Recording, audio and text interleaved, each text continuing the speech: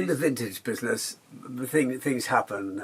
Sometimes you get little delightful things that happen. And maybe 20 years ago now, somebody wandered into a shop I had in Chelsea, and they said, well, they'd been clearing out their uncle or grandfather's flat or something like this, and we have these. We thought maybe you could use them. And I assumed that they wanted to sell them. But I found out later, actually, they just wanted them to go to a good home. I put them in a box and I forgot about them. Maybe I used one as a display item a long time ago. I just opened this box and realised how many of these I'd got. Now, this chap had been a keen auction goer, and he'd bought Regency tails, hunt tails, formal naval uniform evening tails, and there must have been about 20 really fabulous items, most of them pre-war. There's 10 or 12 of these fabulous hunt ball tails, and some actual riding tails in the cavalry tour. Now they all need a little bit of valeting and pressing, which I've got to be a little bit careful with, because sometimes they're silk lined and the silk can be a little bit delicate. But if we look at the tailor's dates on these things, they're sort of 1909, and I mean these sets of buttons with the hunt initials. I never decipher what those initials are. There's usually an H, so there's something hunt, like corn hunt or something like that. Yes, but this would have been made more than 100 years ago, and there's about a dozen of them, all with their original buttons. Now these buttons cost a fortune. If you're having hunt tails made, you might be paying up to £100 to get your buttons. Yeah, this one is in. See, this is sort of quite old-fashioned. This is actually a riding jacket with the vent at the back. Lovely buttons, of course, as well. This is a hunting pink from. Let's see if we've got a date on this. Normally you will get a tailor's label with a date. There's no tailor's name on this. A little bit of moth damage in the wool lining there. And oh, here's the lanyard. This would have been attached to the chap's hat. So one side of this would be on the back of the hat. So if your hat got knocked off by a tree branch, you didn't leave it behind as you galloped across. And here's the auction ticket. So the chap that collected these bought everything at auction. So yeah, I've got as a full day's work in just pressing these and valeting them. When these were around, there was no dry cleaning. If something got a little bit grubby or a little bit dirty, you sponged it. Now I don't know what these marks are in this sleeve, but normally if you scratch something and it changes colour, then it will come out with sponging. So I don't know on this. We'll have to try a little bit of gentle soap. Might have changed colour a little bit. This looks like it's been in an acid rainstorm or something. But of course people would like to buy these just to get the buttons. But very often things as old as this are not the right proportions for modern people.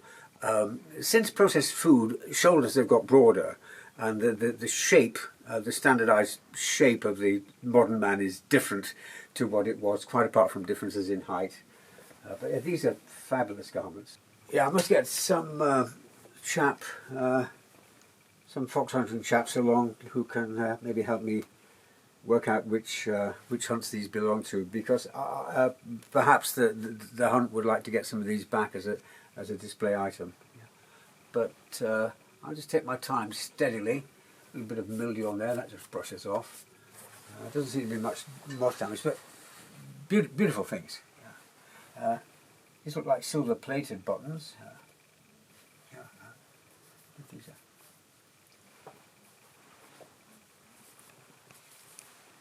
Yeah, you see, what I love about silver buttons is you just give them a rub with your thumb like that, and they come up, leaving it's still a nice sort of patina.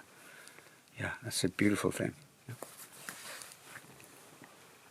It looks as though this lanyard has snapped or broken at some time, or it's got a bit threadbare, and it looks it might have had to repair and restitched somewhere or re-knotted.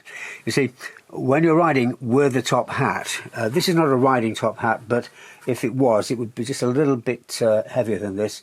There'd be a hole there, and that would clip onto a D-ring or like a sort of key ring thing. So if you're riding along, your hat came off, it would just dangle behind you as opposed to being left behind and trampled in the field. Now, just noticed on the label on this one is 1898, and it's by Dees and Son, who are great, really great military tailors, now in Savile Row, of course. And now we've got that. Is that Williams and Sons? It's very interesting to find out who these belong to. Because a lot of these people are quite wealthy, and they look up and they're quite interesting people. I recently sold a naval greatcoat that belonged to a rear admiral, and the chap I sold it to looked him up, and he was the date on it was 1944, so that overcoat would have been taken to sea and used on a battleship somewhere, and we found out a lot about this guy and his exploits in Malta, and so these names can conjure up some stories. One of the reasons these very old hunt tales fascinate me is because I have actually made quite a few hunting pinks and riding jackets. I was very fortunate to be able to get a factory started out of the remnants of two really great companies in Ipswich, two of the most copied companies for patterns in the whole country.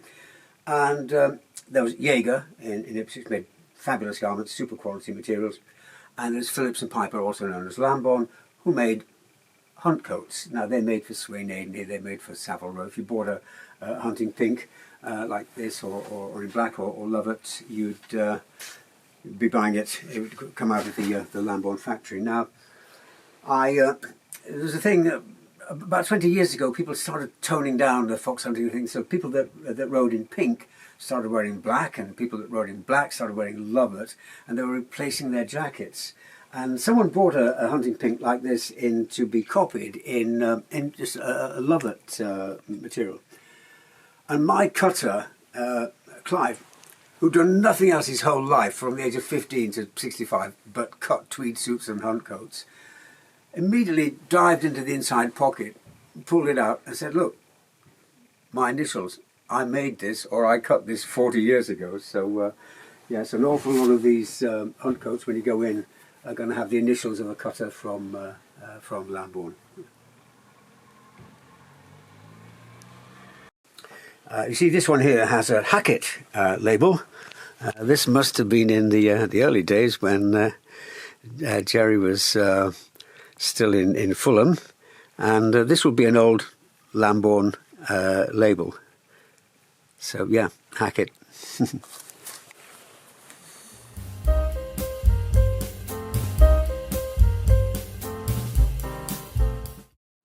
Hello everybody, back again. I've just had a cup of tea and going to get started doing a bit of work. A lot of people, because I posted about it before, I'm asked time and time again, what do you do about moths in a place like this? Well, moths are a bit of a problem, and I was told a very long time in Savile Row that just keep things moving around. Because moth eggs are like chicken's eggs, they have to hatch out, they've got to be the same temperature. Just look at your stuff and keep it moving around, and bear in mind little things like if you've got a wardrobe and you've got a dozen navy blue overcoats and one camel one, the moths will eat the camel one alive because they like things that are the same colour. So watch out for your camel cashmere jumpers. But now, just quickly before I get started, I want to show somebody how to repair a moth damaged jacket here. This suit that I'm wearing, just a shout out to McGee, Irish family company. I think they're still a privately family-owned company. It's an Irish thorn-proof tweed, and it's indestructible. I took this out of the top floor of W. Gibson when I worked in Scarborough in the 1960s. It's that typical 1960s cut that was around, sort of popular just before the Beatles came out and changed everything. I've been wearing this suit all my life, and it's like brand new. I mean, this is workwear. It's got the really old McGee label in. This label's probably from like the 1950s. They had that label, and this stuff, we're not going to see material like this again. Really, nobody's going to make it because Ralph Lauren don't have any use for durable fabrics. They want you to buy a new suit every 6 months. Anyway, talking about really great old companies, McGee, shout out to McGee. There was a fabulous company that made very boring suits for gentlemen that went to the golf club. They didn't do fashionable suits, they didn't do Beatles suits, they didn't do Teddy Boy suits, they just made super quality, regular, classic cut suits. And the name of that company was Chester Barry. Now they also made for Savile Row, they made for Hawks & Co, and they made for lots of other companies. Hawks & Co, of course, were #1 Savile Row. They amalgamated with Geeves and became Geeves and Hawks, and now it's just known as Geeves. But an awful lot of kit in Savile Row is made by Chester Barry. Now, the difference between Chester Barry and a lot of other jackets that were made, even at this time, is that Chester Barry jackets were actually canvassed as opposed to fused. Now, very few companies actually did that. Most jackets will be fused. And there's nothing wrong with fusing. Fusing's been around for 100 years. Nothing wrong with it at all, if it's done properly. People don't always do it properly. You see on the side here, this is actually hand canvassing, but in a factory. I spent an awful lot of my early years doing canvassing. You see, this is a canvassing as opposed to gluing. Now, I sold this jacket. I actually sold this jacket online, and then when I went to pack it up, I found that it had been damaged in quite a few places by moths. Now, maybe 15 years ago, you would have thrown it away. But this is a Chester Barry Savile Row jacket, and it's really super material. So, I'm going to restore it. Now, just to show you how bad the moth damage is, there's an actual hole just here. That's about a square centimetre. You can see right through the canvassing there. So moths had a really feast on that. Then you've got various places where there's a sort of tear just here. The threads are still sort of hanging around loose there. I think on the sleeve. So this is quite badly damaged. There's another tear somewhere. Let's just find it. This may be on the other sleeve. Oh yeah, here. Now that's pretty bad. I can get my finger in there. But this is quite recoverable. Now, it's much easier to do. Oh, and another one in the back. There's another hole in the back there. So this has been quite badly damaged by moths. But now the handy thing about loose weave tweeds like this are quite easy to do either a darn or a repair because they're very forgiving. If it was a fine mohair suit, you might take a different view on it. But there's lots of different ways to tackle it. And the first one I'm going to do is this one in the front, just here, this actual hole. Now, I think one of the things you might do first is to actually make sure that the hole is, the pattern is straight, and keep the hole tidy. So it's very easy for the hole to get stretched when you're working on it. So what we might do is with a cotton, perhaps an invisible cotton, just put some threads backwards and forwards like that to tighten it up and keep it in position. Now, you could do a darn by taking some of these threads from the inside. There's plenty available from the seams, and just weaving it in again. But I think I'm going to do it with a little patch. So I need my little pinking shears and my little snippers. So 1 second. Okay, now there is always somewhere inside a jacket like this to steal a few threads to darn with. I love these two colour threads because they're really good camouflage and go anywhere. Yeah, I'm going to take this one out. Just get it out of the way. Nice long one there. Yeah. You can't go and buy one of these. This is really useful stuff to have. With 2 colours, it's really useful for repairs. Now, I'll first check the pattern and I'll see which bit we need. I'm going to cut a little bit off the hem just here, having brushed away all the fluff that's gathered there over the years. So we want to line it up with that pattern, so I'm going to cut a little square here.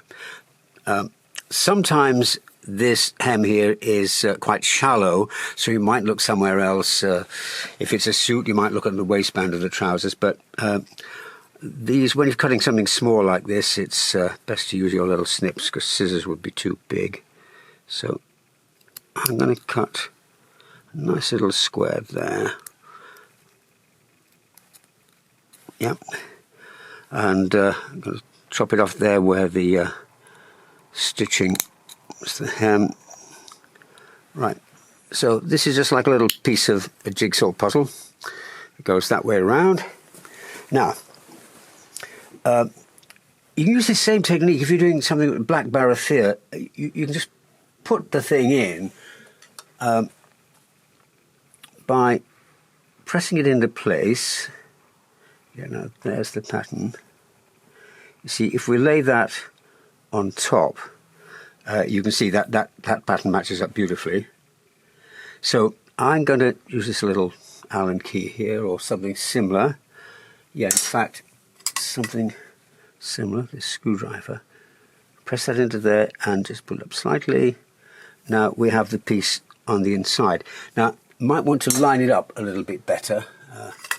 So let's just use anything sort of make sure we've got it nicely lined up.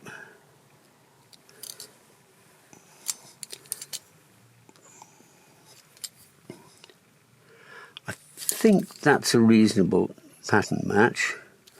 Now, we're going to use a little bit of fusing tape.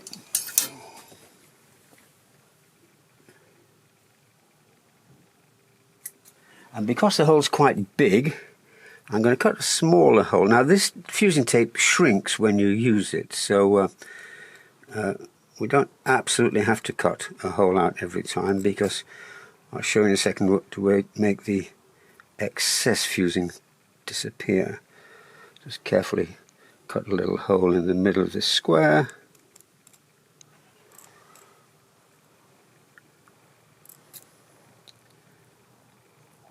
Now, do the same thing, just work this into there.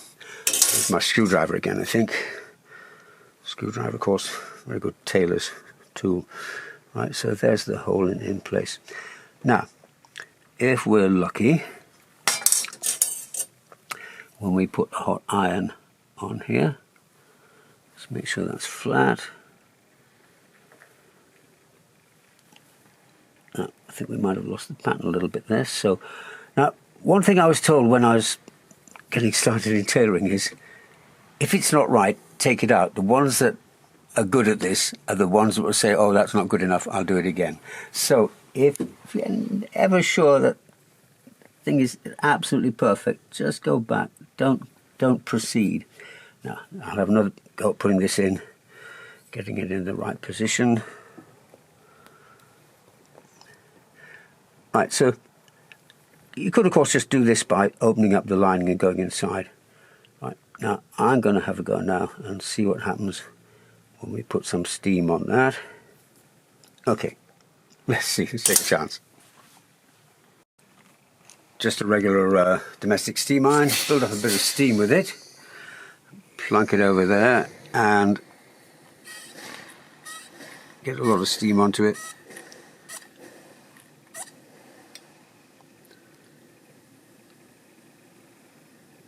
Now, let's see what we've got.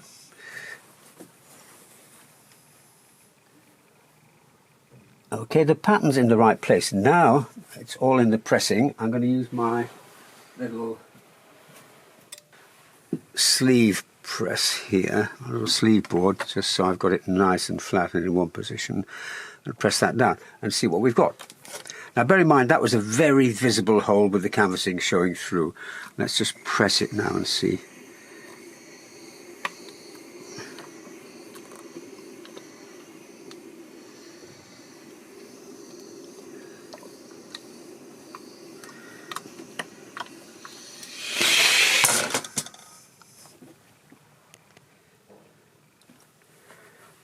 Now, if you look for this, you might be able to spot it. But there's not a hole there anymore. There's not a big lump. The pattern's lined up. There's a couple of odd little stitches there which I'm just going to clip off just to smarten it up a little bit. Really carefully with these. That's it. These little bits of fluff out of the way. Another one there.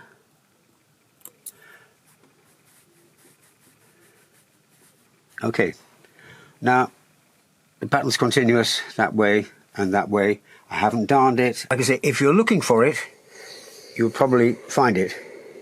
But now you can wear this jacket and there isn't a big gaping hole in it.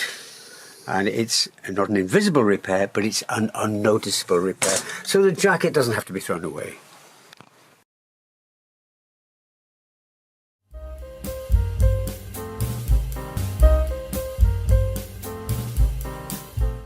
I'm asked frequently by people who might be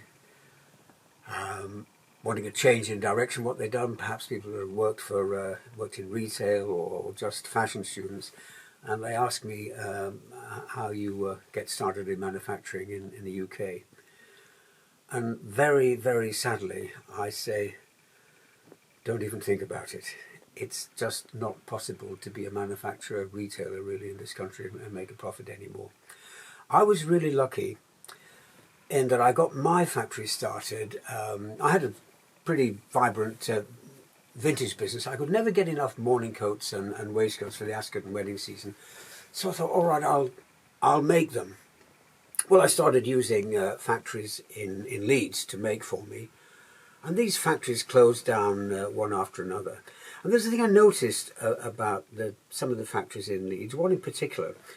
Now, when you have a factory, there's always material left over. And if you work at the factory, you're the manager or maybe you're a cutter or whatever, you have access to machines, girls that will knock a suit up for you for just a bottle of champagne or something, and the material is virtually free. So you can have whatever suit you want made at incredibly low cost because you have the facilities there. And I was also a little bit puzzled that I'd go to see these factories in Leeds and greeted by a manager or an owner wearing a very sort of bland suit, maybe from Marks and Spencer's or something. And I wanted to be greeted by a dandy who's superbly dressed to show what can be done with English tailoring. But these companies closed one after another. A very sad conversation. I was just about to order about 20 Norfolk jackets from a company. I won't say their name. And I phoned the chap up and he said, "Can't help you now. We're going out of business." And I said, "Oh, sorry?" He said, "Yeah, we've closed." And I said, "Do you have any stock left?" He said, "No, sorry, can't help you." And I put the phone down. And that was my last conversation with the factory in Leeds.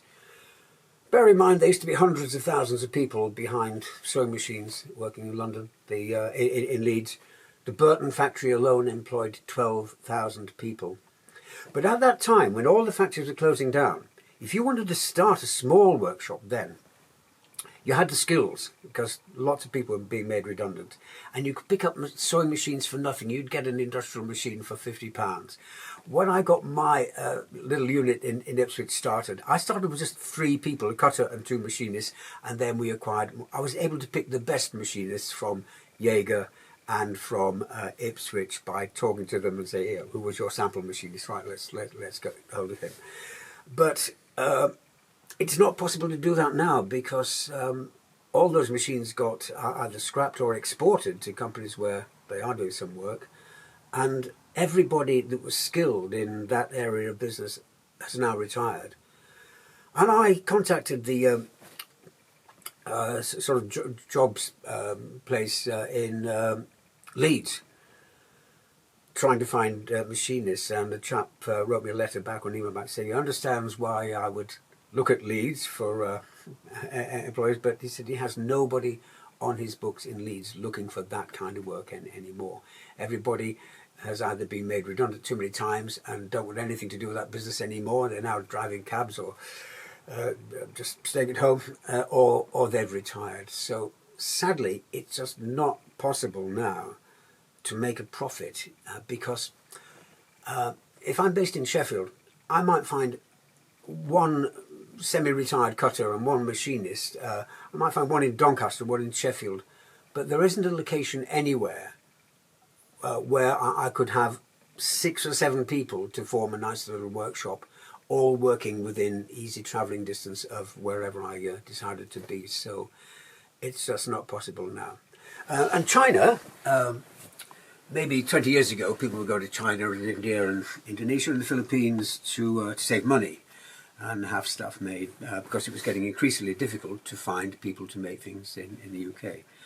And you'd go there to save money. Now, those people in China have been behind machines for 20 years. They are highly skilled, proud of what they do, and now you go to China to get the quality. Also, you get super materials in China. They've got great cotton.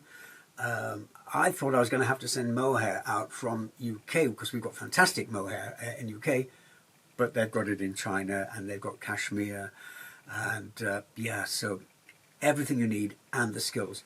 And you'll find the most agreeable people in China, friendly, great super pride in what they do, and really don't believe anything you hear in our media about China and oppression, all that sort of stuff.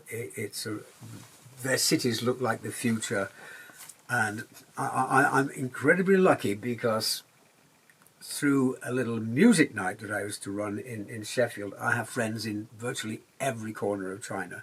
I checked the other day because I thought I might like to have a motorcycle trip in Inner Mongolia. I've got 35 friends in Inner Mongolia, but I'm quite happy to give advice to anybody that's thinking of manufacturing in China or in Bandung in Indonesia, where I've had some things made. If people want to contact me, I'm quite happy to help them or even negotiate for them with Chinese companies that I deal with in Shenzhen and Chengdu. So yeah, don't be afraid to give me a shout and tap me up for a bit of information.